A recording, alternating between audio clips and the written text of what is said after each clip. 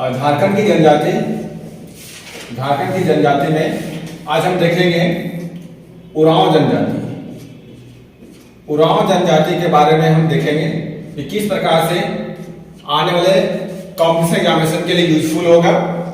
तो उरांव जनजाति के बारे में हम पढ़ते हैं। इसके बारे में सबसे पहले इसको जानते हैं कि इसकी जो समूह है यानी ये कौन सा ग्रुप में है। उरांव जनजाति के समूह, क्योंकि मुंडा जनजाति संथाल जनजाति का जो समूह था वो प्रोटोस्क्लाइड था, उसी प्रकार से हम देखेंगे इसका समूह क्या है। तो इसका जो समूह है वो द्रविड़ समूह की है, ये बहुत इंपॉर्टेंट है। तो ये द्रविड़ समूह की है और ये दक्षिण भारत से जुड़ी हुई जनजाति है और झारखंड में आके जो बसी हुई है ये दक्षिण भारत से आकर बसी हुई है, यानी ये दक्षिण भारत से आकर बसी हुई है। ये इंपॉर्टेंट है, यानी प्रायद्वीपीय भारत से। तो प्रायद्वीपीय भारत से आकर बसी है झारखंड में उरांव जनजाति। कौन जनजाति? उरांव जनजाति बसा हुआ है। अब यहाँ पे देखेंगे कि झारखंड में उरांव जनजाति का जो निवास स्थल है वो कहां पर है। तो निवास स्थल जो अधिक मात्रा में है 90% जो उरांव जनजाति रहते हैं झारखंड में वो रहते हैं दक्षिणी छोटा नागपुर के क्षेत्र में ज्यादा से ज्यादा।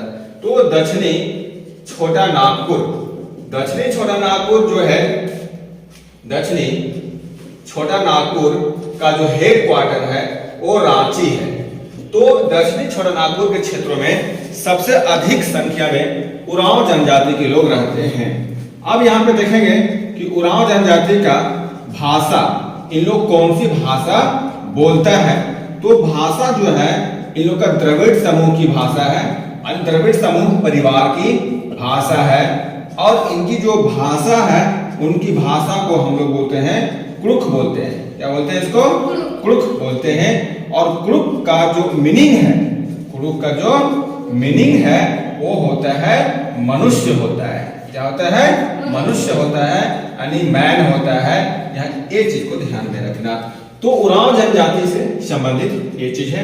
अब यहाँ पे देखेंगे कि उरांव जनजाति का जो युवा गृह है, यानी जो वहां का सिस्टम है, उस सिस्टम में हमें ये जानना है कि उरांव जनजाति में युवा जो गृह है वो किस प्रकार के यहाँ रहते हैं। क्योंकि मुंडा जनजाति में, संथाल जनजाति में युवा गृह है यानी गुरुकुल के जैसा है, इसी प्रकार से उरांव जनजाति में हम देखेंगे युवा गृह को देखेंगे किस प्रकार से, यानी युवा गृह जो है एक प्रकार से गुरुकुल है।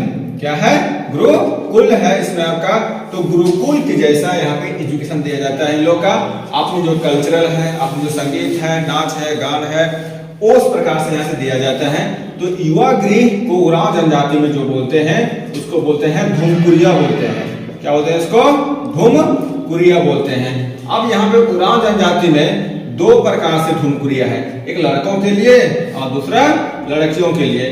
तो लड़कों के लिए अलग से है और लड़कियों के लिए अलग से है आपका। तो लड़कों और लड़कियों के लिए, तो लड़कों के लिए जो बोलते हैं उसको बोलते हैं जोक एरेपा बोलते हैं। क्या बोलते हैं इसको? जोक। और जोक का जो मीनिंग होता है वो होता है, इसका मतलब जवान होता है। क्या होता है? जवान या तो युवा होता है। तो जोक एरेपा का जो हेड होता है, जोक एरेपा का जो हेड होता है वो कहलाता है माहतो कहलाता है। क्या कहलाता है? माहतो कहलाता है या तो धांगर कहलाता है। क्या कहलाता है? धांगर कहलाता है। और लड़कियों के लिए जो है धुमकुरिया, उसको बोलते हैं पेल एरेपा बोलते हैं। क्या बोलते हैं इसको? पेल एरेपा कहते हैं लड़कियों के लिए। और पेल एरेपा को जो मैनेजमेंट कर रहा है, जो डील करता है, इन लोग को देख रेख जो करता है, उसको हेड को जो बोलते हैं बड़की धांगरिन कहते हैं। क्या बोलते हैं इसको? बड़की धांगरिन कहते हैं। लड़कियों के लिए अलग सिस्टम, लड़कों के लिए अलग सिस्टम। धुमकुरिया है और धुमकुरिया एक प्रकार से क्या है? गुरुकुल के जैसा है। झारखंड में पहली बार रांची में धुमकुरिया भवन बनाया गया है। क्या बनाया गया है? धुमकुरिया भवन बनाया गया है। ये बेहद इंपॉर्टेंट है, ध्यान में रखना है। अब यहाँ पे देखना है कि धुमकुरिया में प्रवेश कब दिया जाता है।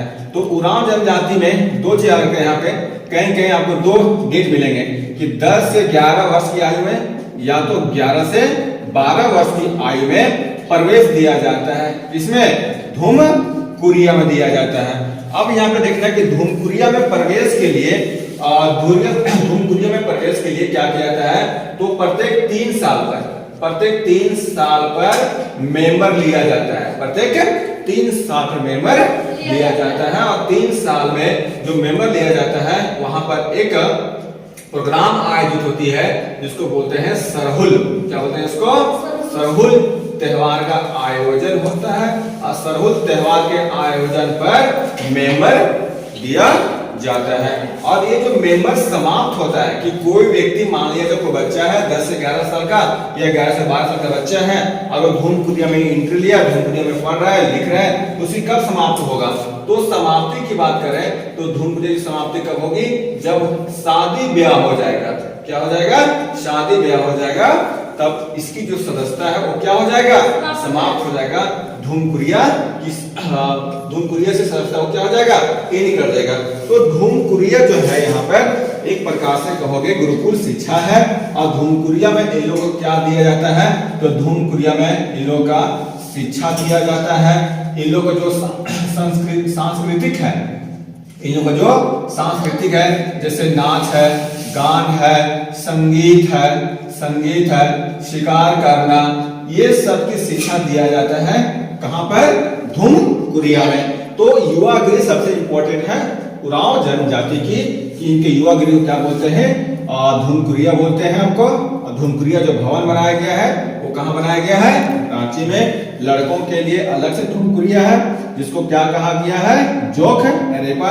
और जोख एरेपा के जो हेड है वो कौन है? महतो या तो धांगर है।